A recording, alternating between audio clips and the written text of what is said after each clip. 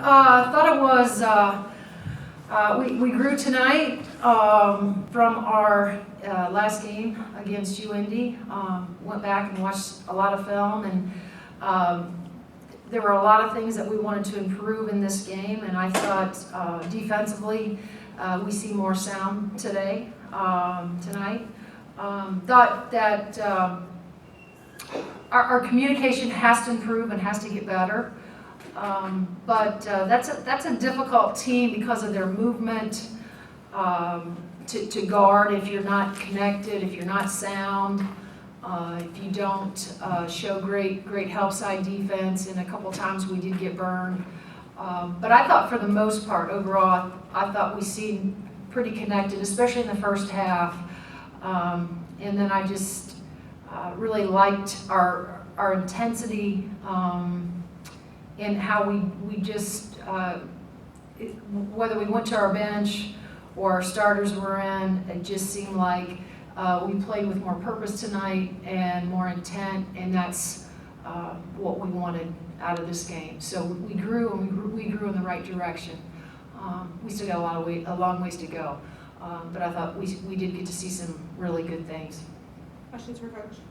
You had 50 points in the paint tonight. You was talking about really having a big size advantage. Yeah, and that was it. You know, they as I mentioned in media, I think the other night, they're these considered Presbyterian hybrid players. They were really didn't have a true post player back to the basket, which was going to put a lot of pressure on our bigs to have to get out of their comfort zone and get off the blocks and guard the three-point line, and I thought for the most part we did a good job of that.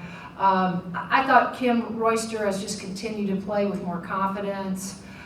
Certainly B, Cahill was around the rim, and so a lot of those, whether they're from B or Cahill, you know, only had two kids in double digits. I just thought that we were taking high percentage shots, whether that was runouts, we were attacking the glass, whether we were getting offensive boards, and that's good. That's a good thing to see because again, we talk all the time about getting high percentage shots, and I really feel like in order for our outside to open up, we have to establish an inside game. I thought that, like I said, that Kim showed up tonight. With some aggression, and I thought Cahill obviously benefited from being around the ball, and that's typical Cahill. But you know, it was really good to see, and I thought Jen Anderson played well, especially defensively. Yeah, again, they put pressure on you because they make you get out of your comfort zone. So I was really pleased with the way all of our post players played, to be honest. You had 24 second chance points. Do you think that was more so because of that size advantage or just because of Well, I'd like to, you know, it's hard to say without without watching film. I'd like to say that it was because, you know, that's an area that we've talked about a year ago. That was probably one of our weaknesses. You know, if you looked at our stats, and something that we were really trying to improve on is not just being able to contact box and own the boards, but we also have to have more motivation to go the offensive glass. And yeah, I think Chem was an indication tonight that you know, we have. And like I said, B is just naturally does that. But what we didn't have a year ago, it seemed like B did that. And then if Jen was in the right place, it possibly could fall in her hands. Where I think Kim is more willing, probably has better timing.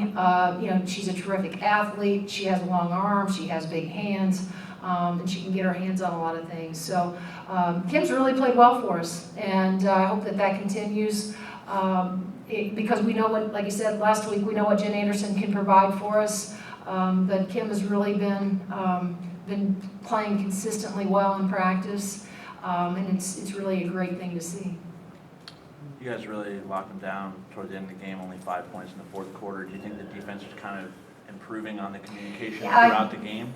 We talked about that because, like I said, last week I was very disappointed with how we finished the UIndy game. I thought in the fourth quarter we seemed like we were a little disinterested. And I wanted to see growth, even though we had a lead.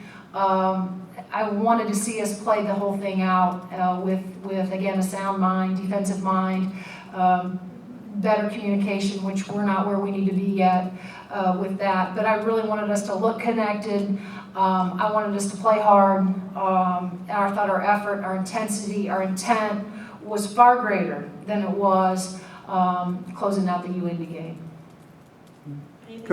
Coach, how big was it? I mean, they showed early they weren't going to be afraid to put the ball on the floor if you were covering out arc a little too stiffly.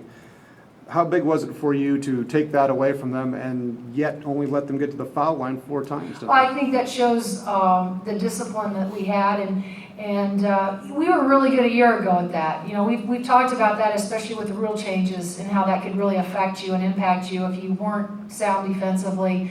And you really, you know, one of the things that they can expose is direct drives, direct line drives. And that was just the challenge of trying to keep your man in front of you all night.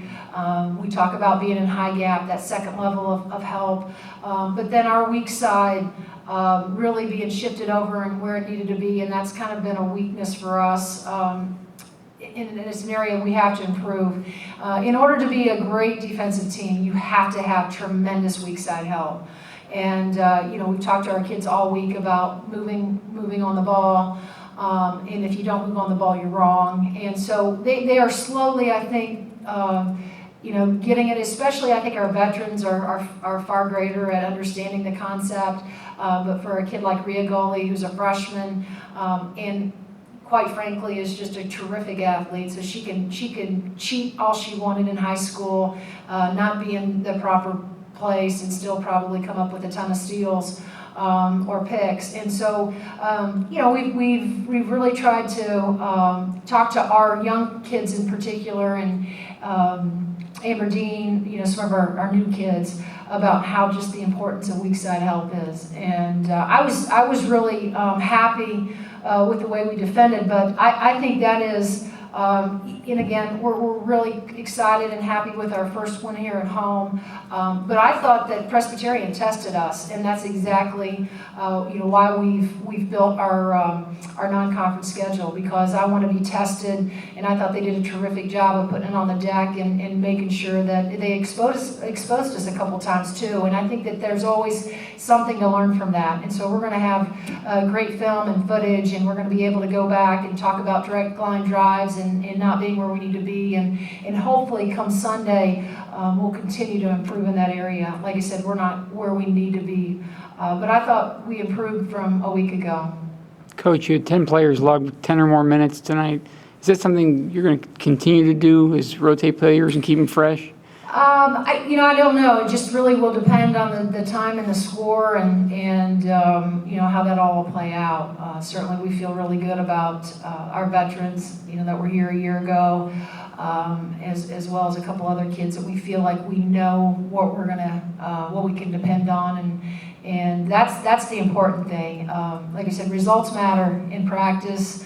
Production matters, and it's just not scoring. It's are you sound defensively? Can we trust you in situations where we have to have a stop and we have to have a rebound? And so we will figure that out as we go. It's too early to talk about any kind of rotation right now, but it's always fun for us to be able to play everybody.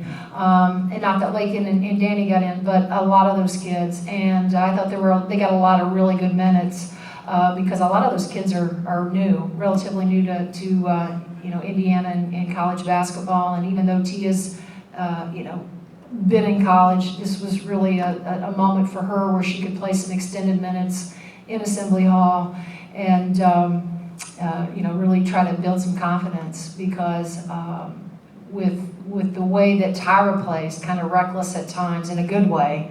You know, she needed some blows last year, and we didn't have anybody that we could go to give her a quick break. And so it'll be nice to have somebody like Tia Hulbert that can come in and run our basketball team. Anything else for Coach? Great.